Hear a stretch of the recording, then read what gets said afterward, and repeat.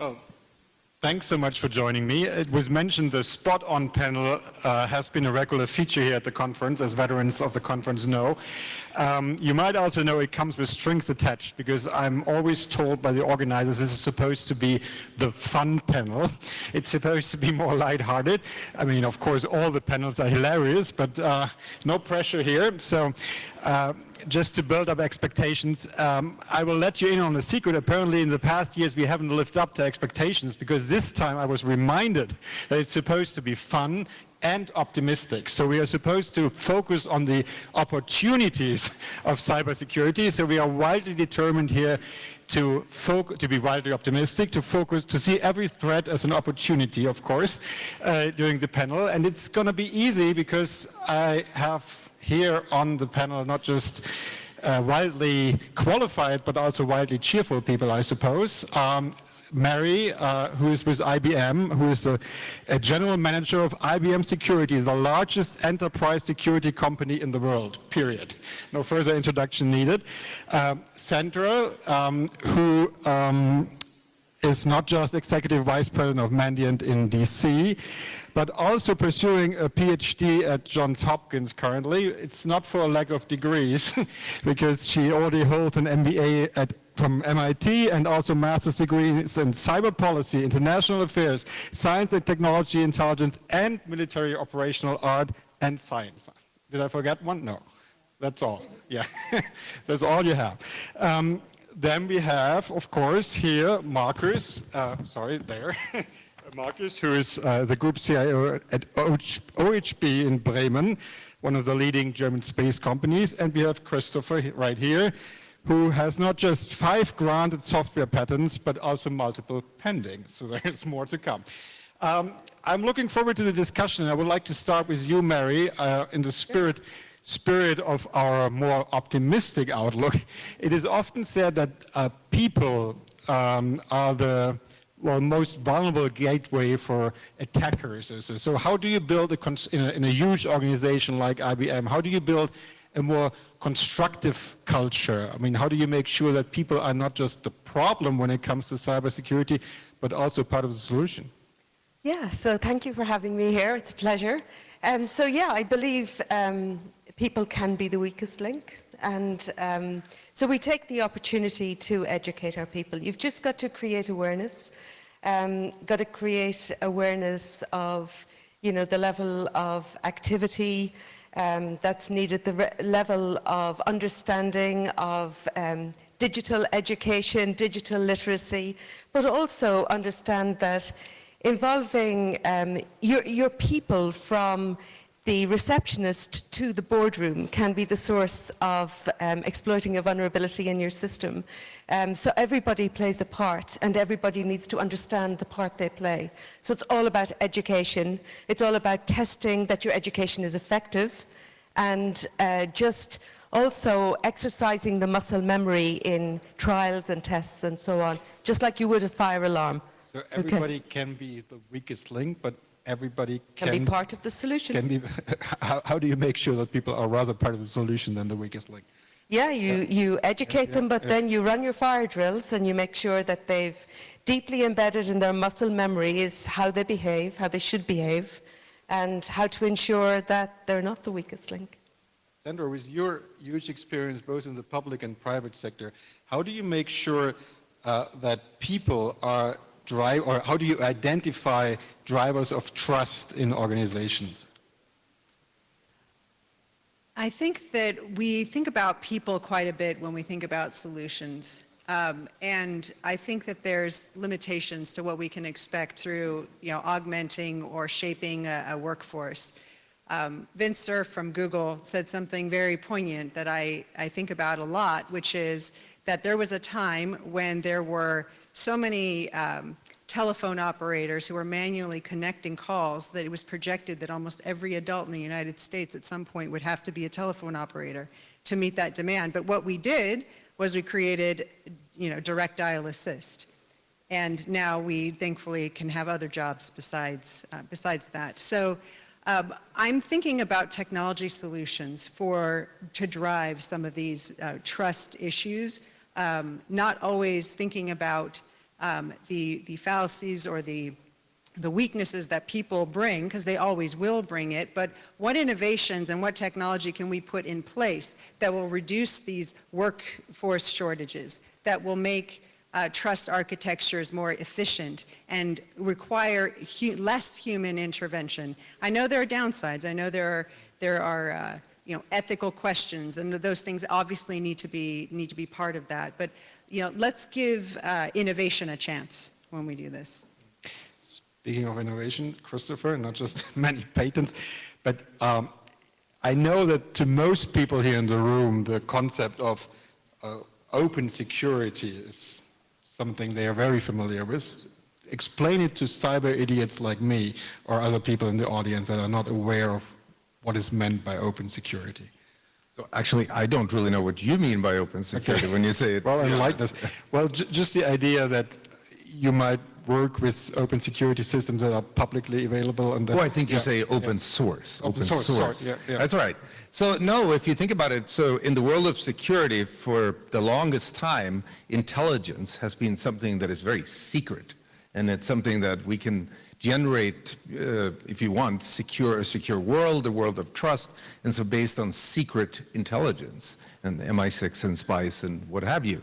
I think, and many with me, that there is a new world out there where the most important intelligence is actually collected off the web. It's based on open sources. It's inherently shareable. Historically, intelligence, if I have a secret and I'm going to get it to you, you wrote about all the intel stuff, and people will kill to keep it secret. In the world of open source, we can actually share intelligence. We can develop trust much better. And I think actually being able to deal with sort of fundamentally address cybersecurity through open information, if you want, or open source intelligence is maybe one of those ways we can build a better internet. I like to use the analogy of financial markets. Imagine if we built financial markets based on only secret information. That would be pretty crappy financial markets. They would be full of bad actors trying to take advantage of themselves or of each other. In financial markets, we have companies like Bloomberg that actually provides information flow. And because of that information flow that is open to most participants in the market, financial markets are largely great. And I think this is a key component we've been missing in not just in cybersecurity, but in as it relates to the internet, maybe writ large. And that's what we're trying to do at Record Future, be the equivalent of Bloomberg in cybersecurity. How do you encourage particularly companies to be less secretive in that regard? Because, obviously they are often not inclined to share that kind of information. Does it need more public regulation or does it need more incentives to? It's a great point. So there's been a lot of talk about information sharing here today. And to be honest, 20 years of information sharing has led nowhere. Our internet is worse off today than it was 20 years ago. I could say it in a subtle way. I could say it optimistic here. Yeah, I know, but no, I think I'm optimistic about the future. Okay. So it's literally, the internet has gone worse in 20 years. And as much as we have information sharing left, right, and so on. Because lawyers don't allow you to share information, and any sane person who's been in a bad situation is not going to let you share the juicy stuff either. But if we can build open source intelligence, we can actually address this if it's shared on a common platform. So Marcus, to the rescue here. Would you say that everything has gotten worse over the past 2 decades in the internet? From a security standpoint, yes. I think from a usability standpoint, we went through a hyperloop of innovation, maybe. Yeah, everything changed. We have all these social media. We have the influences we have. Just if you look at your kids and at the young generation, yeah, how they deal with information. We gather their information not at Tagesschau or something like that. Yeah, we look at TikTok and we look at the channels. So lots of things changed. Also, information is available to everyone. It's not always good, yeah, because you also have to learn how to deal with this overflow of information. But in general, I think from an information standpoint of view, it became better. However, everything became networked. Yeah, we learned about years ago about this Internet of Things and all these billion of things that will communicate with each other. So from a security standpoint of view, I think it became worse because you have this network effect. We just learned about this Log4j issue, yeah, Whereas one piece of code, just a string, yeah, that hits billions of devices all of a sudden. So it's on one hand a huge chance, on the other hand a huge risk. Or speaking of that, because Mary, just to bring you back into the discussion, I mean, cyberspace is not just one galaxy, it's a galaxy of so many things now, if you think of the Internet of Things. I mean, how can security prevail in that environment? I mean, what do you tell your people that on the one hand, you are trying to build the Internet of Things, and on the other hand, you want more security in that galaxy? I'm kind of going to bring you a little bit back to open. And Chris did say, what do you mean by open? So I'll give you another definition. So I think how you can be optimistic here is security is a team sport. And we heard on all of the other panels about the need for collaboration across state boundaries, you know, among organizations, across the various different regions within Germany, and etc. And, you know, while you can put frameworks in place and legislation in place and have all kinds of aspirations to make collaboration effective, you also can rely on technology too. And there has been significant progression in the generation of open standards and technology based on open standards to make it actually possible for security intelligence, security insights, security information to be shared so that we can collectively, whether we're partners, whether we're competitors, you know, whoever we are, we can actually choose to share and improve our hand and improve the cyber look, situation. Christopher, there is hope.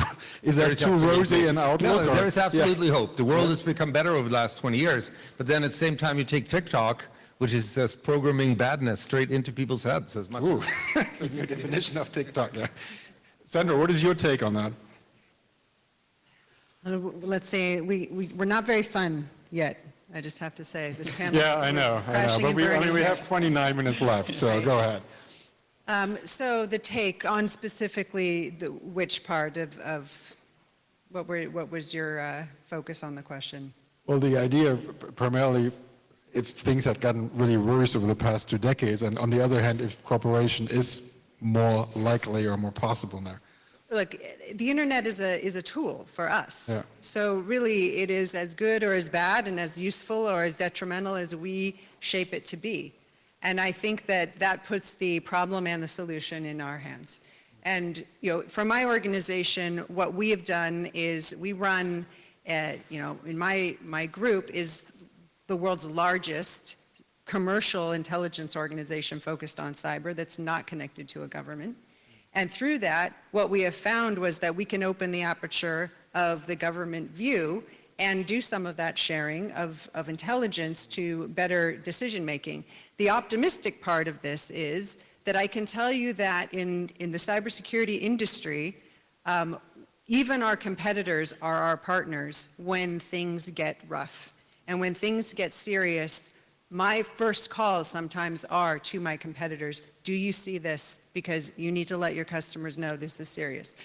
So you would say the sharing of threat intelligence has really improved over the years? I can give you a perfect example. After the Soleimani killing, we saw password spraying all throughout Europe and the United States to critical infrastructure.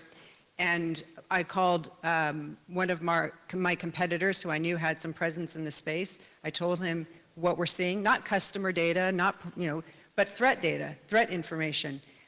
They said they were saying the same thing, and then we could work together to protect everybody, a global security community. It does exist. And shared values across is what we've been talking about through this. It exists in the global security community. I've felt it, I've seen it. It's organizations, countries, governments who share a vision for humanity that is not just democracy, because we've seen that some democracies are illiberal democracies. Let's call it not the right kind of democracy, but ones in more, so Kantian tradition of individual liberties and representative government and that type of democracy. So, you know, we are working together in the cybersecurity community, even competitors. I've lived it, I know in your organization as well. So there's room for hope. So Marcus, I know you have European roots as well, but you're the European one here on the panel because you're literally based in Europe. I mean, for many years, people said here in Europe, well, it can be a USP for us or for our companies if we have a higher security standard, and it is good for business ultimately. I mean, is that still true, or have you seen any of that hope fulfilled over the years? Well, I think, first of all, we should not mix up data privacy and cybersecurity. I think the European paradigm is always, okay, we keep the data privacy high, sell this as a USP, and I think the idea is good, yeah? However, how it is implemented is bad, yeah? If you open a website of any kind, you just click away a privacy note, and you're not even taking with you what is in there, yeah? So you do not know what you do, or you know what you accept if you click away these things. So how it is realized is quite difficult. The idea is good, and I think it will be a USP because people, we want to have their privacy. And we can see that all over the world. And it's also, I think, a political dimension. Yeah? Can we guarantee privacy in democratic countries? Yeah? And we can see in China, now in Russia, the people, they do not have this freedom. And maybe by manipulation, we're not suffering by that, but I think from a democratic point of view, this is a USP. And I think also if you look to the US, we have similar movements, yeah, not to that extent, not so extreme, yeah, we learned already that the Europeans, that they are very good in regulating, and probably sometimes we are also over-regulating, yeah, but so the truth is as always in the middle, yeah, and I hope that we learn from what we did and that we can also adjust that, yeah. You spoke initially about educating people in your organization. I mean, you know, and it was mentioned in the previous panel as well, you have a huge skills gap often, I mean, particularly among younger and older employees and also people in the public and the private sector. I mean, what tools can you use to close that skills gap? I mean, can artificial intelligence be a tool that is already being used? Absolutely. Artificial intelligence is being used dramatically. We use it throughout our entire portfolio of products and services, and all of our competitors and partners use artificial intelligence. Because if you consider how much cybersecurity data needs to be processed in order to find the needle in the haystack, that is the important piece that you need to respond to. If you consider the volume of that data, humans simply cannot deal with it. So you do need, you know, compute power, and you need assistance to the human in order to be able to process that level of data. And in order to do the right level of analytics, to be able to, you know, separate the wheat from the chaff, you know, essentially. So artificial intelligence is being used, and automation is being used, because you've got to automate the you know, the low level of activity that needs to be progressed, so that the short supply security analytics or analysis can actually face and deal with, you know, the high value work that needs to be done. So absolutely artificial intelligence, but it needs to be transparent, and it needs to be ethical, and it needs to be curated, it needs to be watched, and significant automation, I believe, are significant answers to the shortage in... Christopher, you were nodding heavily, so I suppose you agree. Yeah? I'll be equally optimistic here, actually, no, for once. Finally, you got the last. No, so absolutely. So intelligence, for example, historically, has been a very manual effort. And so, but I'm not an analyst by background, I'm a computer scientist. When we attacked that problem, we said, look, let's think about this as a data problem. And then we could do what Mary said and sort of attack intelligence. And you think about Mark Andreessen's story from 10 years ago where he said, software is eating the universe, eating the world, and so software can eat intelligence as well. And so that's the sort of the way that we've gone at that. Then secondly, on the point on sort of, I think when it comes to hiring and bringing on people and so on, and people especially in cybersecurity, it's so hard to find people and da-da-da. But it's because they don't want to go at this in the real way, where you sort of go hire people from, you know, basically off the street, kids in school, and try to educate them from bottoms up. And of course, if you're trying to hire the guy with 25 years experience and they sort of go round and round in some, I don't know what it is, they apply terrible strategies to a problem that doesn't work out for them, and then they sit and whine about it. You can hire people for out of school, and you can educate, and we can do that, and if we can do it, then many people can do it. We need to talk Two about optimistic points. I know, we need to talk about a few issues, though, that are neither funny nor particularly optimistic. There were warnings a few weeks ago about malware that was already addressed on other panels, about Pipe Dream. That sounds like a plot from a James Bond movie, but it seems to be very real. Sandra, how concerned are you about such new developments? Malware that we call InController is something that we have done a very deep dive on, and the disconcerting part about it, and you're right, this part's not the good news, not the optimistic news, is that it attacks safety systems of industrial control systems. It reminds me of 2017's Triton malware, which accidentally, possibly, shut down an oil and gas facility in such a reckless way, and thereby endangering the lives of people. So should we be worried? We should definitely be worried that there's a capability, probably Russian, although we haven't done the attribution completely on that yet. But I would say that we've seen capability, we've seen intent, we have seen the GRU deploy recklessly sort of wormable exploits around the world. So in this way, I think we need to be thinking that you know, a friend of mine has said that it is not a technology problem, but a Russia, North Korea, and China problem, Dmitry Alperovich. So I agree with him in that we will not solve this on the defense side. We're not going to solve it that way. We're going to need to go to root causes. We're going to need to talk to the builders of this, those who harbor, those who provide safe haven, those who use cyber tools recklessly have to be taken into account. We need to start being very proactive in those things. And now we're in an environment where we've probably waited too long because we are now in a crisis mode. And how are we going to start that diplomatic process, or at least carry out the diplomatic process? We're in the middle of dealing with you know, what I will call hand-to-hand combat in the cyber domain, tactical use of wipers against organizations and people in Ukraine, and we're watching it now. The scenario I worry about is these same actors doing a NotPetya event using wipers. Think about that for a second, what that would do to all of us. Well, you addressed Russia explicitly, so we need to talk about Russia too, Marcus. Are you so far underwhelmed by the Russian performance when it comes to cyber war? Because people were expecting more. Yeah, we had this already earlier. Yeah. Nobody knows what is already in our systems. Yeah, at least on the attack side, what we can observe regarding our own risk, we can also see that the attacks are going down, because it seems that the attackers are busy in another war room. Yeah. So this is for the moment a positive effect, but you should never feel safe. Yeah, we have to be prepared for next time, and we had it already earlier. Talking about the 80% security, no one is able to ensure 100% security, whatever we do. So I think we also have to improve our capabilities to react, yeah? And it's not even hack back, yeah? We just have to be able to react if our defense is not successful. And I think we are pretty weak in that area too, yeah? Where we're focusing too much on defense, on identifying an attack.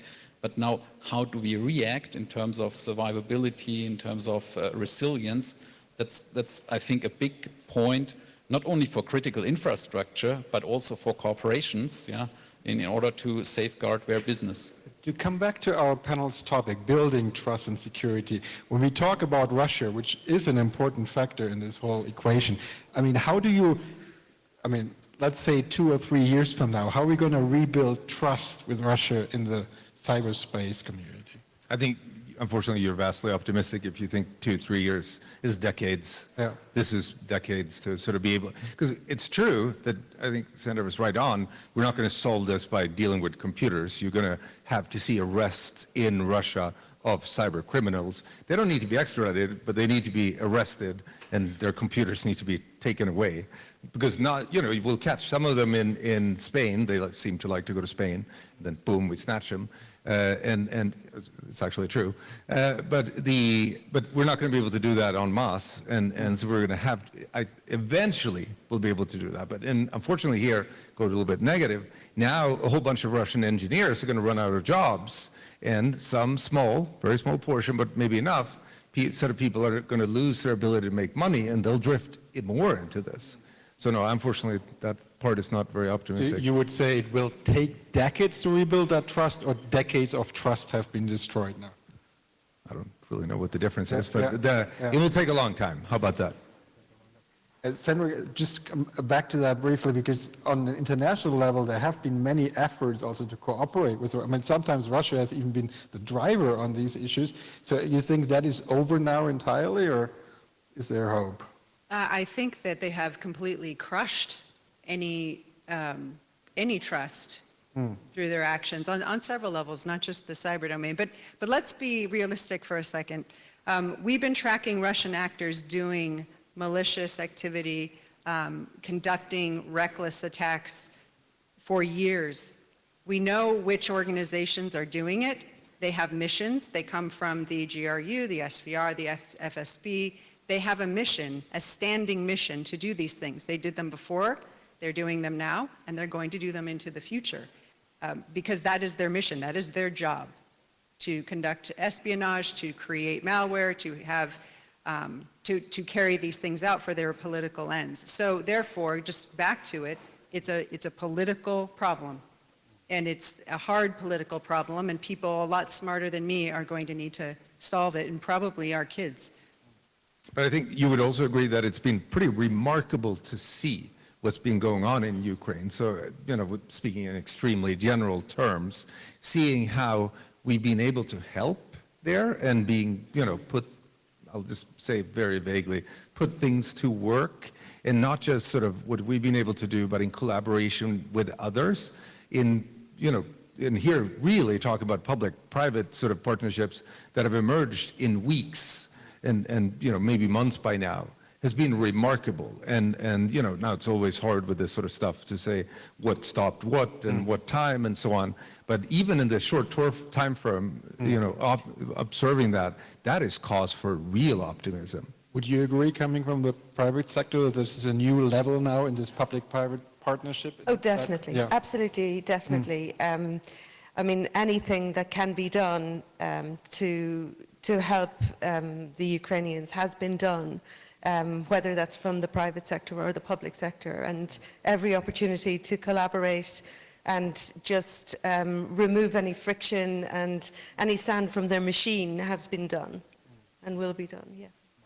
You had strong opinions Maybe on that too. what comes to my mind when it comes to trust, and I'm a practitioner, yeah, day-to-day IT business management, so it's not about the trust to Russia and so on. When I think about it's more about the trust in between public, private, and then also trust to American companies, yeah, and this is a big issue. We also have a big audience from the government and sector here, from European governments. We are afraid of using American technologies, yeah? And this is just a matter of trust, yeah? The lack of trust, the lack of control. We have these discussions about sovereignty of European data, so we don't even trust each other, yeah? Maybe the Europeans trust the Europeans, but not even the Germans trust the French, yeah?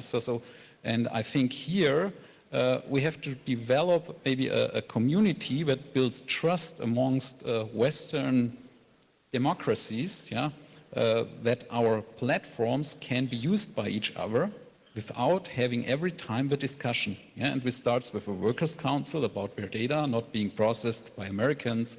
This ends up with government authorities about tax data and so on that might be processed in another country. And then I think this is an issue if we want to be strong against these Eastern attackers. Yeah, first of all, we have to find ourselves, yeah, and build a stronger community in the Western democracies. Okay, there's optimism there too. So we have 30 national security centers / certs on the same what we think about, because we think of ourselves as a transatlantic company. So we have 30 NCSCs around the world on our same platform. And having through that one data set that is shared, that people can share analytical techniques on. And I think that's pretty tremendous progress that would not have happened 10 years ago. But having this sort of is just, again, tremendous progress. And seeing this then being a channel to what's going on the, again, defensive side in Ukraine is pretty remarkable. So we're doing progress. We're doing progress. Artistic note again, yeah. Two quick questions to Sandra and Mary before we open it up to the audience. One to you, Sarah. Sandra, do you think this current crisis that was described by Marcus, is that a sea change when it comes to trusting each other, particularly on a transatlantic level? Because you see that alliance in a way now in Ukraine. Well, I think it's certainly created a sense of urgency around sharing. There's a bit of a hierarchy, though, in, Ukraine has a lot of new friends, right? And there's some older friends who've been helping there for over a decade, such as Are you my implying company. that Germany is a new friend? Right. So, I think that it is, there is cause for a new paradigm after this. I think that one thing that we know is that it would be great if we had a better way to sift through all the helpful things that all of Ukraine's, the government and partners there, all of the new and just a huge amount of information wanting to be passed. We don't really have a good mechanism to do that in order to then what are the functions and, of getting intelligence? You want to be able to detect blocked, prioritize and respond. And you want to do that as fast as possible, hopefully by automation. But when you can't, you need to use judgment. So is it a new day in trust and all that? I think it's an urgent time. And we should learn a lesson here for the next time that, I don't know, another autocratic government tries to take over a territory in its space, that maybe we will find ourselves in the exact same position. Hopefully we've learned something. Mary, speaking of trust, does it undermine trust in American companies, particularly in Silicon Valley companies like Google, Amazon, others? So if they are sometimes seen as warriors too, because they are engaged in cyber war activities or do research in these areas, it's not a new development, of course, it didn't just happen. But do you see that as a problem in the medium term? Well, I think, trust is earned, and trust is earned by behavior, consistent behavior over a period of time. And, all of these major organizations, and I'm not going to talk about any of them individually, they earn trust or they do not, based on how they behave and how they operate. And I just feel that, transparency and ethical behavior and that demonstrated over a period of time is what will determine whether you're trusted or not. I think you're so right. That's 100%. So I started my company. We had Google and In-Q-Tel as an investor. We had Teresa Shea on the board, who you've probably written about. Sir Alex Younger is on the board. So it's in one level as American, blah, blah, blah, and the whole sort of thing as you could. But at the same time, we work with 30 countries at the national level. We speak 40 languages at the company. And if you sort of develop A, trust, and B, act in, not the sort of classic American sort of way, it's absolutely doable. Thanks so much, dear panel. My takeaway is that the past 20 years have been rough, but the next 20 years are going to be even rougher. But we will remain cheerful. Thanks for that, and a big shout out to our panel. Thank you.